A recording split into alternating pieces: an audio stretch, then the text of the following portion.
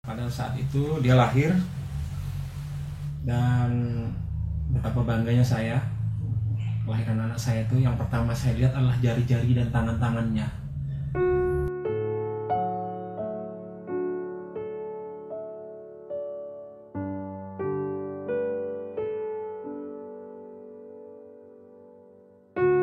Saat kecil, Robi adalah anak yang paling nurut.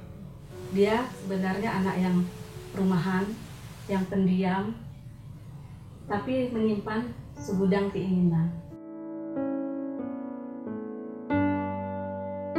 Paling ingat itu waktu saya STK kayaknya. Itu yang suka main bareng, terus suka didandanin mama kayak kembar. Karena beda umur kami kan cuma beda sedikit aja. Jadi kadang jadi jalan-jalan sama mama, baju sama-sama, terus pegangan tangan kemana-mana, saling jaga satu sama lain. Saat dia SD, dia menyalurkan hobinya di bidang seni. Makanya dia sempat mewakili grupnya ke Jakarta. Dan prestasinya ini lanjut ketika dia di SMP. Di SMP dia termasuk anak yang punya prestasi, terutama di bidang seni. Kami sebagai orang tua tidak pernah memaksakan bahwa kamu harus berkesenian, kamu harus jadi seniman atau jadi apa. Kami tidak pernah memaksakan. Mungkin jiwa seni itu lahir mungkin ya dari dirinya sendiri karena bergaul dengan kawan-kawan yang sering bermain di kesenian, menari, menyanyi, di teater, dia ikut kadang-kadang. Saya tahu hobi merokok cuma karena saya takut. Waktu saya juga belum paham akibat rokok waktu itu. Saya tahunya hobi itu SMP kan ngerokoknya, saya nggak tahu waktu SD. Dia sering kumpul-kumpul sama teman-temannya waktu itu.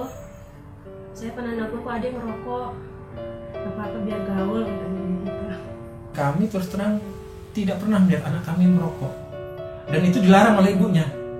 Jangan sampai merokok.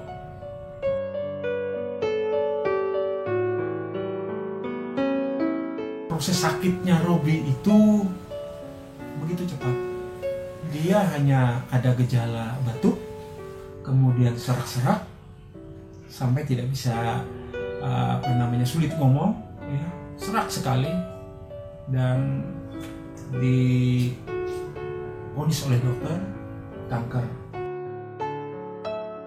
Ketika dokter memanggil kami, dia menyatakan bahwa kanker itu sudah menyebar di sebelah paru-paru, sebelah kiri, sudah ada sebesar ibu jari. Kami sangat terpukul. Semakin hari semakin parah, ya, semakin tidak bisa bersuara, dan pada akhirnya dia dapat tugas di Jogja. Dia akut di Jogja pada saat itu, dan sudah hampir tidak bisa bernapas, dan hampir mungkin kalau kita lambat saja membawa ke rumah sakit pada saat itu, mungkin sudah tidak tertolong lagi. Karena mukanya sudah biru gitu ya, kekurangan oksigen juga.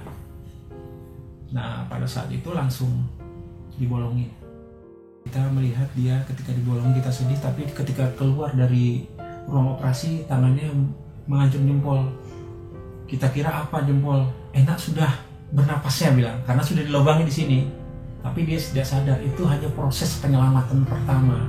Sementara kankernya itu masih terus menggerogoti tubuhnya. Saya betul-betul pengen sembuh. Dia foto waktu itu dia ada pembengkakan, itu sudah bengkak mukanya. Di situ saya yakin Robi sembuh. Rasa sakit hati saya, kenapa anak saya jadi korban? Di usianya yang 27 tahun, masih muda, masih banyak karya yang harus dia lakukan. Akibat rokok anak saya meninggal dunia. Berhentilah merokok, karena rokok itu akan membunuhmu, juga mimpi-mimpi orang yang ada di sekitarmu.